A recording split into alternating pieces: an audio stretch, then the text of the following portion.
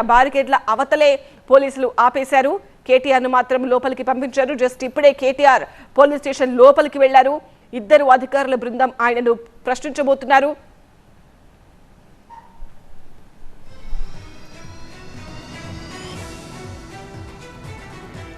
Jubilee Hills police station బయట పెద్ద ఎత్తున కార్యకర్తలు నేతలు మోహరించిన దృశ్యాలు మనం చూడొచ్చు. జస్ట్ ఇప్పుడే ఆయన పోలీస్ స్టేషన్ లోపలికి ఎంటర్ అయ్యారు. అయితే ఆయన్ని తప్ప ఆయనతో పాటు గేట్ వరకు కూడా ఎవరిని ఎంటర్ చేయలేదు. మనం చూసాం పెద్ద ఎత్తున అక్కడ బారికేడ్స్ ఏర్పాటు చేశారు. అలాగే పోలీసులు కూడా మోహరించారు. ఇప్పుడు ఇద్దరు అధికారుల బృందం ముందు కేటీఆర్ హాజరు కాబోతున్నారు. 11 గంటలకు ఈ విచారణ ప్రారంభమవుతుంది. అయితే మనం 20వ తారీఖున చూసాం హరీష్ రావు విచారణ సాయంత్రం వరకు కూడా నడిచింది. మరి ఈ రోజు కేటీఆర్ ని ఎన్ని గంటల వరకు విచారిస్తారు, ఎలాంటి ప్రశ్నలు అడుగుతారు, ఎలాంటి ప్రూఫ్స్ ఆయన ముందు పెట్టి ప్రశ్నలు సంధిస్తారు అనేది ఉత్కంఠగా మారింది.